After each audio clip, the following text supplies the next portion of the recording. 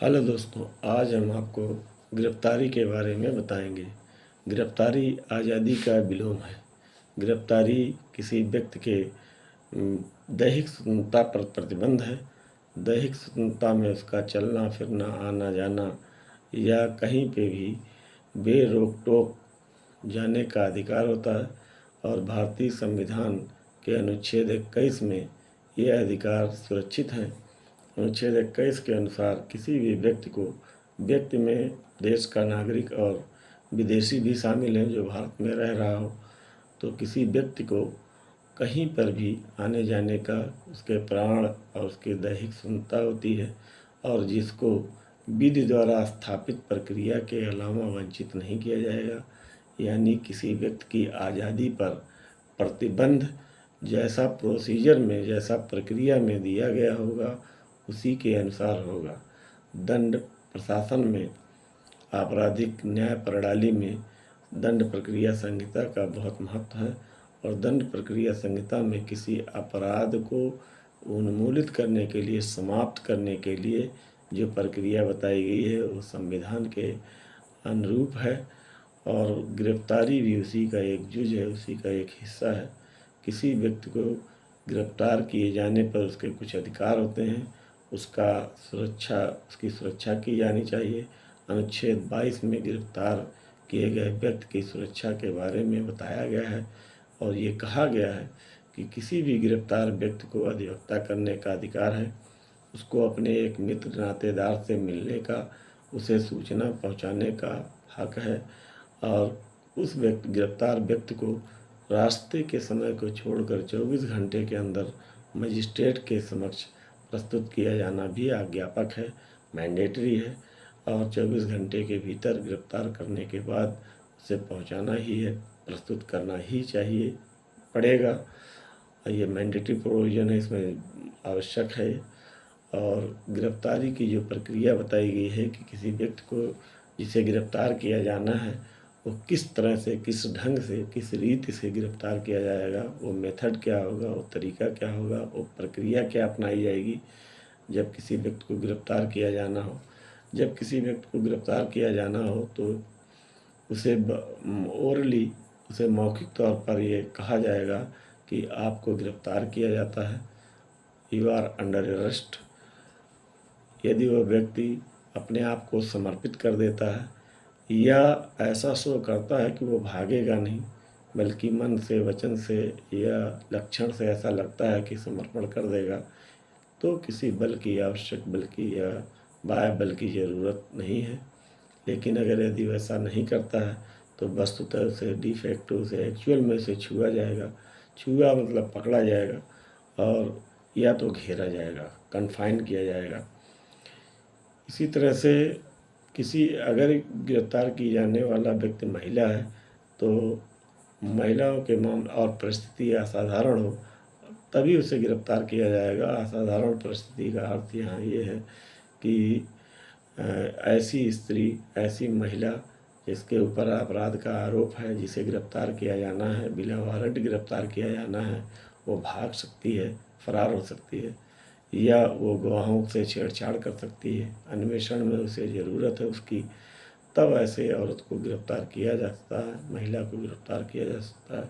लेकिन इसके लिए न्यायालय से, न्यायिक मजिस्ट्रेट, प्रथम वर्ग के मजिस्ट्रेट से अनुमति लेनी होगी। और यदि रात है, सूर्यास्त के बाद और सूर्योदय से पहले किसी स्त्री को गिरफ्तार नहीं किया जाएगा। अगर गिरफ्तार किया जाएगा तो वारंट के साथ गिरफ्तार किया जाएगा। ये है धारा 46 की प्रक्रिया। और धारा 46 में यह भी बताया गया है कि कब बल का प्रयोग किया जाएगा। यदि कोई ऐसा व्यक्ति लगता है कि वो काबू में नहीं है या गिरफ्तारी से बच रहा है, भागने की कोशिश कर रहा है, भागने की चेष्टा कर रहा है, तब उसे रोकने के लिए, उसे पकड़ने के लिए आवश्यक बल का प्रयोग किया जाएगा। इतने बल का प्रयोग नहीं किया जाएगा कि उसकी मृत्यु हो जाए, जब तक कि अपराध आजीवन कारावास या मृत्यु दंड से दंडनीय नहीं हो। यदि कोई ऐसा अपराध है जो मृत्युदंड या आजीवन कारावास से दंडनीय है, ऐसे मामलों में कोई बल प्रयोग किया जाता है और उसकी मृत्यु हो जाती है, तब भी वो पुलिस अधिकारी सुरक्षित रहेगा या गिरफ्तार करने वाला व्यक्ति सुरक्षित रहेगा।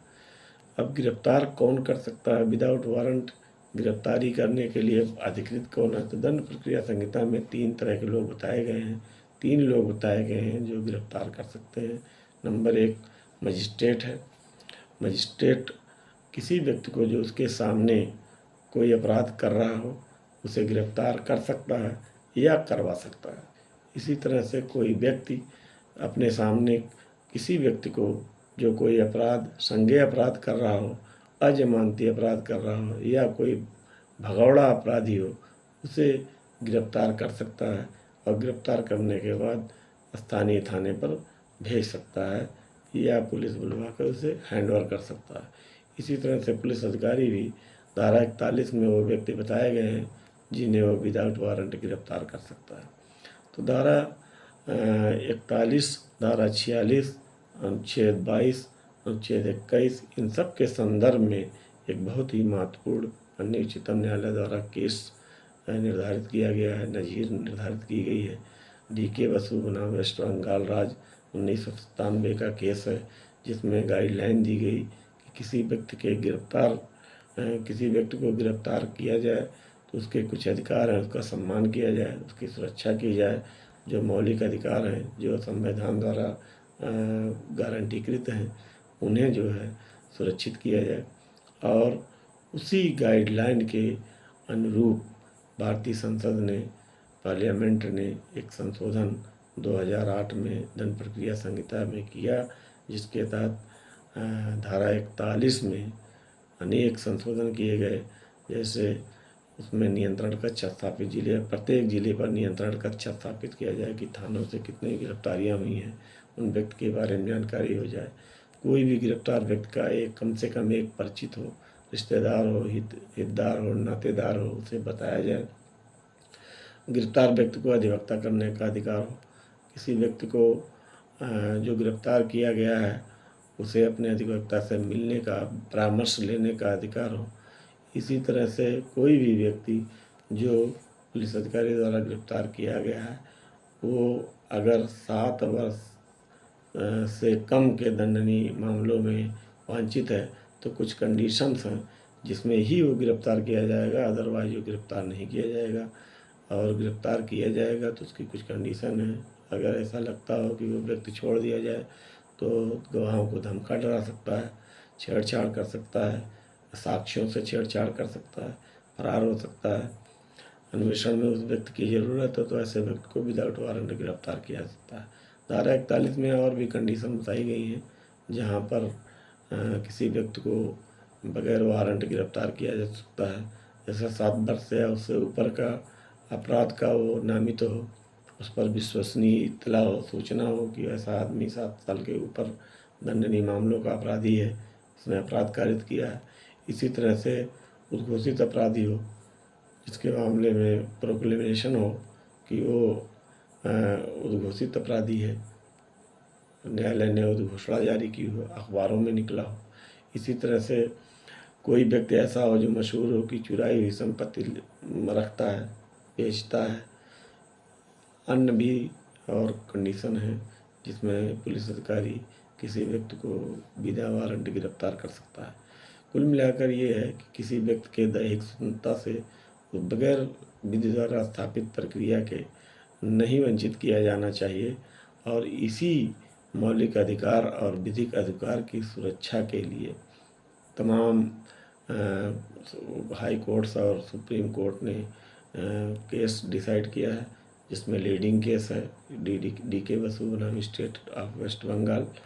और उसी के गाइडलाइन के अनुरूप CRPC में धारा 41 में संशोधन किया गया। धारा 41 का संशोधन ये DK बसु का कम्प्लीमेंट है और इसका अनुपालन किया जाना चाहिए, और जिससे हमारे संविधान की मूल भावना जो प्रत्येक व्यक्ति को, चाहे वो अपराधी हो, चाहे वो अपराध का आरोपी हो, उसके जो मौलिक अधिकार हैं, जो बेसिक राइट्स हैं, उसकी सुरक्षा सुनिश्चित की जा सके। तो ये है गिरफ्तारी। इसके बाद फिर अगले टॉपिक के साथ आपसे मुलाकात होगी। धन्यवाद।